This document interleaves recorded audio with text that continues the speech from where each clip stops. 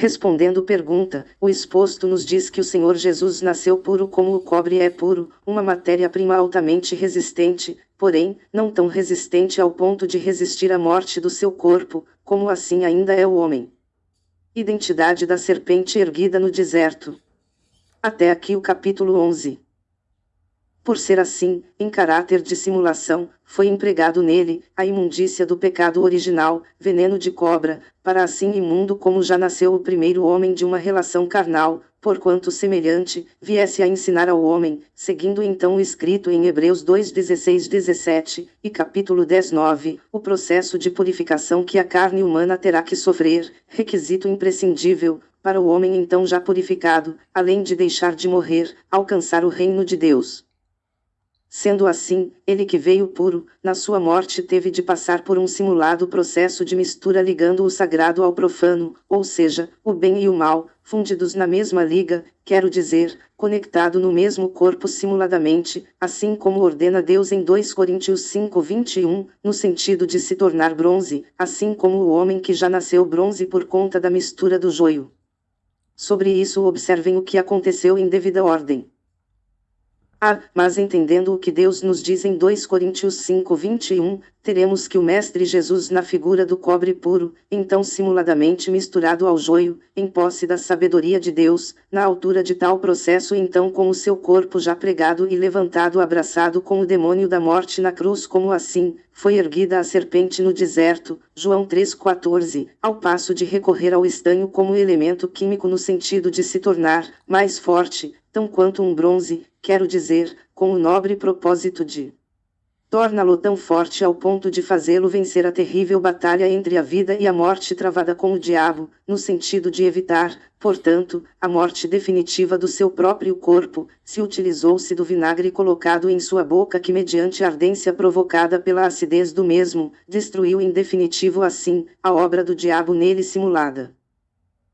Observem bem, pois no presente caso, em especial, por se tratar de uma guerra tendo em jogo o organismo humano, o mestre utilizou-se de um composto químico orgânico na figura do vinagre de maçã, o que foi colocado em sua boca através de uma esponja erguida aos seus lábios, procedendo assim mediante a acidez do vinagre, o seu batismo através do fogo. A efeito, purificou a si mesmo do joio que nele estava simuladamente em forma de cruz, cumprindo o escrito em 1 João 3:2-3, Hebreus 10:9 retomando assim, a sua carne pura como o Filho de Deus é puro, tendo em seguida, curvado a cabeça entregando o velho espírito para receber um novo, João 19:29-30, descendo em seguida ao túmulo, levando com ele, o demônio da morte ainda abraçado numa terrível batalha, sendo que na mesma cova, ficaram por 3 dias, período que o fez subitamente batizado com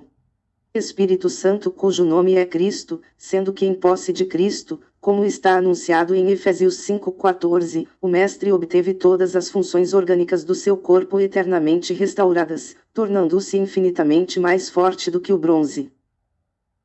A efeito, foi levantado de tal cova já fundido em Cristo, energia positiva que o liga a Deus, realizando, portanto, o seu novo nascimento tal como diz em João 3:3, tornando-se imortalizado eternamente, desse modo, então, ascendendo ao Pai, onde na figura imortal do Senhor Jesus Cristo Rei da Glória, nos espera no reino de Deus, enquanto o diabo morto para o Cristo, seguiu sepultado definitivamente. Sobre o exposto, aconselho ao leitor a checar o que Deus nos fala em Romanos 8:22-39. Haja vista que sendo o filho puro, ou que seja o corpo humano já purificado, automaticamente passa a se somar às características de seu progenitor, que no presente caso se trata do Deus onipotente, onipresente e onisciente. Mas o que isso quer dizer ao povo de Deus? Quer dizer o seguinte: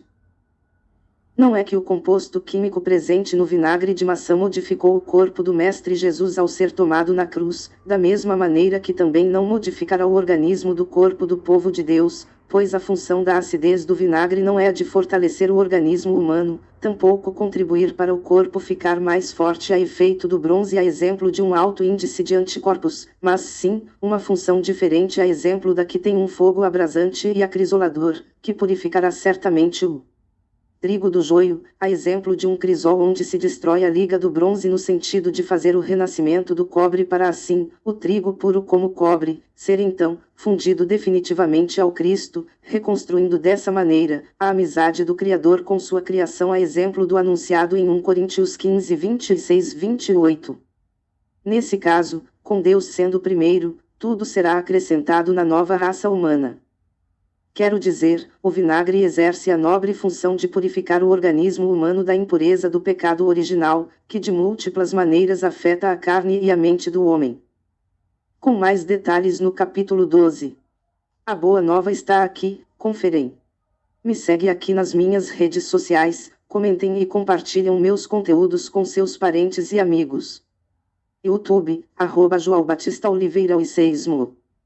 João Batista, São Paulo, Brasil, 15 de junho de 2024.